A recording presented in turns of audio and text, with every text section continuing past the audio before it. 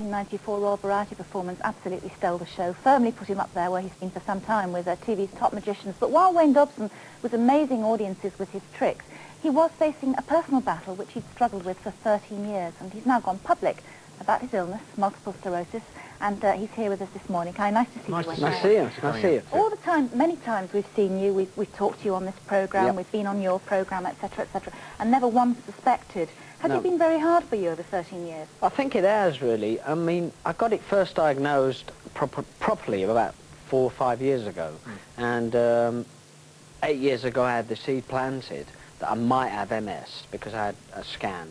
Right. But the seed was always planted there.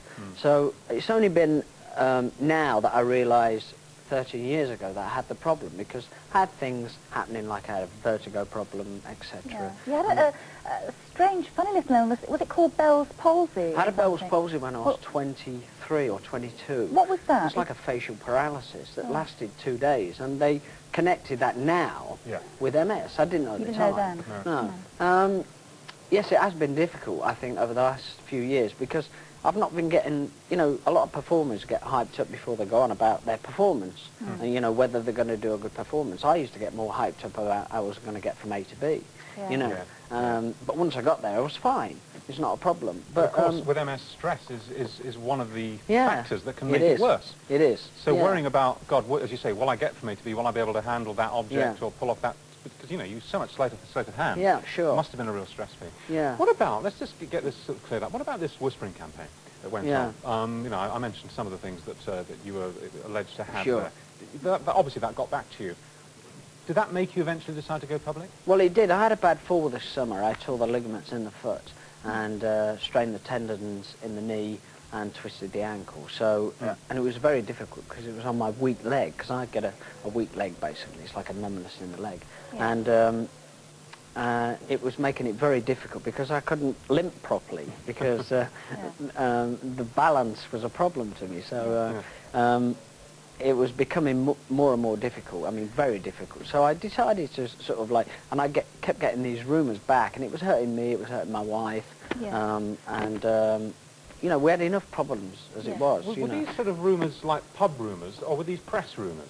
No, they were pub rumours, really. They just kept getting back to me, and you know, and they were niggling at me, you know, and making me, and because like MS is a very stress-related problem, it can, you know, because your muscles have a problem relaxing, etc. If you get like uptight and stuff, you know, it just makes life difficult. I think constructive stress is very good for the problem, but not this stress. You mean having targets to reach? Yes, goals. And, goals you know. and achievements, I mean, you told your family, obviously, yes, I did.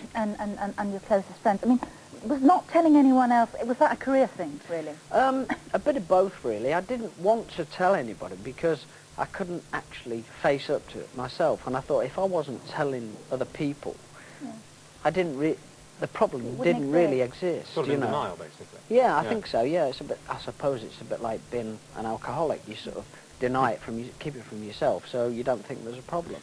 And you also, I think you were saying earlier, you felt it might be a bit of a show-busy thing to do. You know. Yes. Wayne Dobson, my MS nightmare. All that. Yeah, there's like, you know, it's a typical showbiz thing, isn't it? You know, but I didn't want to. I wanted to get on with work. It's like at the moment, you know, I've hurt my leg, but I don't want people to say, oh, he's good at what he does because he's got MS. I want to actually, I still want to be good, you know. I still want to. Hey, if I do a bad show, so I should be told about it, you know. So how did you feel when you called in a press guy and they sat down and you gave the interview and you knew it was going to hit the papers the next day? It was very difficult, actually. I thought at the time it would be very easy because I've always talked about the problem with friends and family in a more of a performance fashion. You know, like I've said, you know, I've got this, you know, it's not a problem, you know, there's a lot of people got this problem, which there is. I mean, gosh, there's 80,000 people in this country that has a problem, that have a problem. And so it was never, I never really got upset about it, but I did the interview, and I think because I was talking to a complete stranger about the problem for the first time, it really, really got to me and made me it drained me. And the next day I was like, you know, the cold came out and everything, you know. Well, reading that interview, your wife sounded as if she was very upset too, because obviously she's had to keep the secret sort of along with. And I mean, she's had a fairly rotten time trying to have a baby, hasn't she? Several miscarriages and all the rest of it. Do you think that was stress related? I think it is actually, because we've had all the tests that can be possible. So I think. Yeah, again, I think it might be my problem, getting worried about my problem, that's probably causing her problem. So it's sort of, it just goes on and on. You've been incredibly strong over the years. I don't know how you. I mean, we watched you do a trick here on the dock some time ago for your show. Yeah. And we were sort of witnessing you sort of in and out of boxes and down in the water and on a boat and God knows what. Yeah. And it was never never a hint of any problems. No, well, I remember that day actually. It was about, what was it, about 4 years ago? 4 years ago, yeah. I remember actually I had to walk from here to the studio because we did something on TV first. I had to go from here to the dock. Yeah. And I remember looking in every shop as I went, because I used to stop and look at anything.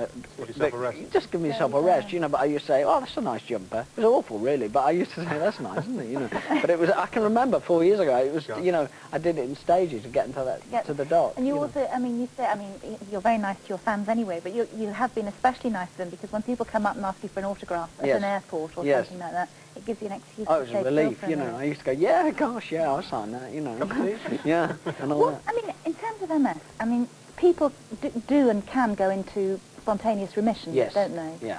And what does that mean? Does that mean suddenly all the symptoms go away? Or? I think everybody always has their problems. I'm sure they do. Everybody with MS, I'm sure, has their own form. That we have to find what affects the problem. You know, I mean, like over the last few years, I found that heat really affects me, and I've always got ice packs all around my props, and I've always got ice lollies, you know. So I mean, because if I drink cold drinks constantly, I'm forever wanting to go to the loo. Yeah. But I mean, you know, I've always got those things. Heat really affects me, and I find that travel affects me as well, like travel sickness I get. So it affects the inner ear, which affects the balance.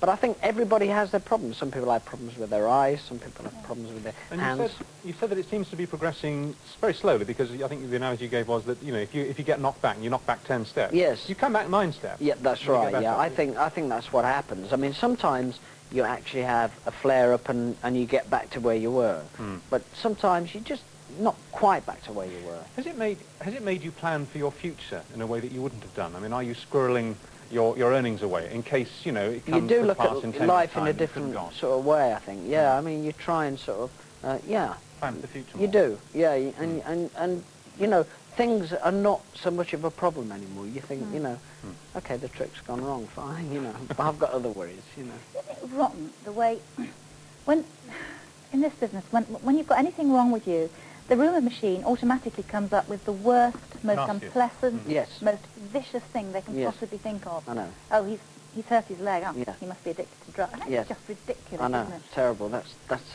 Did it hurt you and your wife very much? A lot. Yeah. You know, because, gosh, I mean, you know, I wish I was a cocaine addict. I could give it up, couldn't I? You know. You know. Yes, it did hurt a lot. Yeah.